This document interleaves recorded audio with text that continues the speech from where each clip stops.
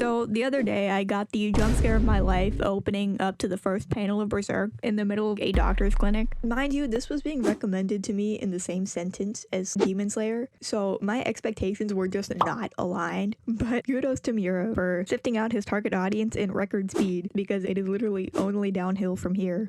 I also wrote down thoughts as I was reading, and the document just opens with: but basically, I spent the first few chapters trying to reconcile all of this and my clearly mismatched expectations. Maybe the title should have rang some alarm bells. It's in English, I have no excuse, but I was just sort of oblivious and started reading regardless. But getting into my thoughts on the actual story, I really found the first few chapters more about getting a taste of both Berserk's exceedingly depressing world and of Guts himself, and more specifically the fact that he clearly has things going on. Because 90% of my commentary for these first 10 or so chapters is just about him being profoundly unlikable as a person. Like, when we see someone who asked him for help about to be executed and he pulls up, it's like, oh, you're here to save them?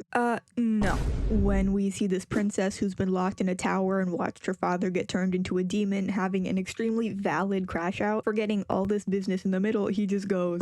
Now, quick aside, I think from future me, this could be as much him calling her bluff as him saying, sure, why not? You've got the agency to choose. But you know, there's something to be said for tact. And in the interest of being fully transparent, I will say that I was somewhat lukewarm up until this point. Mainly because I wasn't quite sure where we were going. Like, did we watch Guts go on random adventures until Puck eventually mellowed him out? I knew he wanted to kill the apostles, but wasn't quite sure where we'd spend the time in between without it feeling formulaic. But the pretty simple solution to I don't know where we're going is to just read and find out. So that's what I did. And I will say that I am selectively glad, because I can pinpoint a pretty exact moment that sort of tipped me over and got the ball rolling, and it's here, where after, you know, holding Teresia hostage, taunting her to off herself, and effectively trying to kill her father, when push comes to shove and her life is on the line, Guts is both visibly affected by this and pulls out every stop to save her. Then, when her life is secure, he immediately walks off and pulls a complete 180. And I'm realizing at this very moment the parallels between him and Teresia, but that's a topic for future discussion, because the backstory is where all of Guts' reactions and the clear contradictions we see in his character sort of start to make a little sense.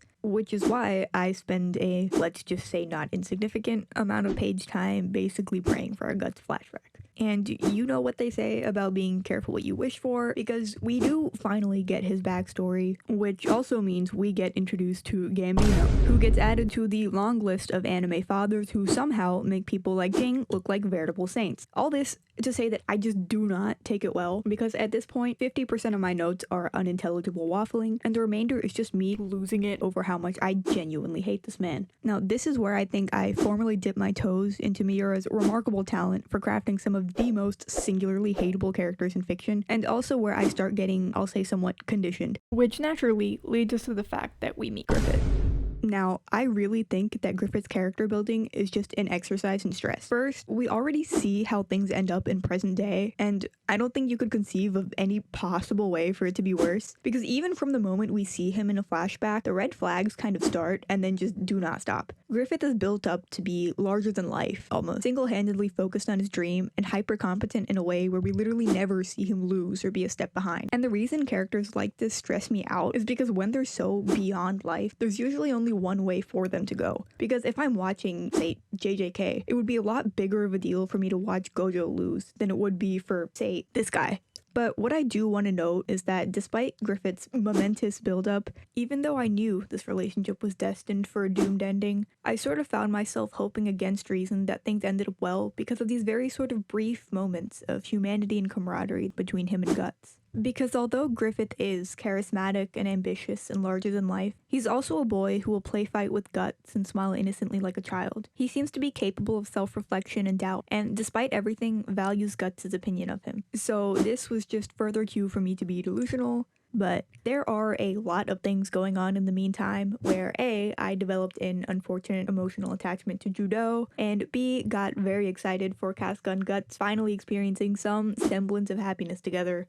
Which, again, because once Guts decides to leave and find his own dream, there's a really inevitable sense of there's no shot this ends well. So we're just doing in a lovely bit of irony where Guts won't be Griffith's equal or true friend unless he leaves him, which Griffith has clear thoughts about. I mean, I think it's pretty clear why this is just not gonna work out, but that makes it so when Guts does finally leave, literally everything goes down the drain. For one, we watch Griffith lose for the first time, and usually I would be all for this, but he has this really incredible way of making it everyone else's problem. Because for all of his stature, the moment Guts is out of the picture, Griffith completely crumbles.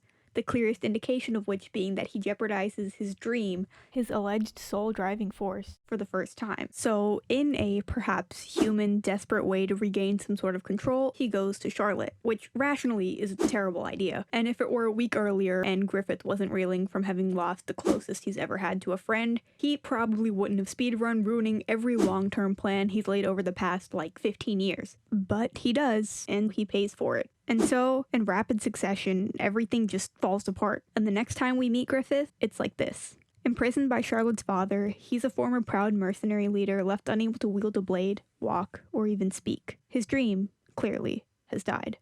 And without a single word, we see all of this run through his mind. The realization of what he's become and what his current state will never again allow him to have. I think it's also important to note that the Band of the Hawk risks their lives to save Griffith. Obviously he's a key part of their livelihoods, but I think they also care for him as a person, which makes everything that follows just a whole lot worse. But from seeing Griffith in present day, we know it doesn't end like this. So the only real question left is the inevitable how. And so, the eclipse. Now, I think the eclipse is really interesting and that it's hard to conceive of any more dramatic of a way for the plot to progress. Even while I was reading it, I didn't fully clock what was going on.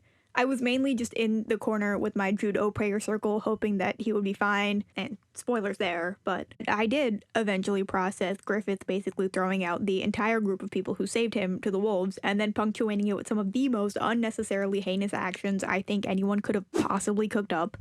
But consolidating whatever dissertation I word vomited after reading chapter 102, Griffith, not in the literal sense since he clearly got the jump there, but figuratively in that he and his dream deserve to rot.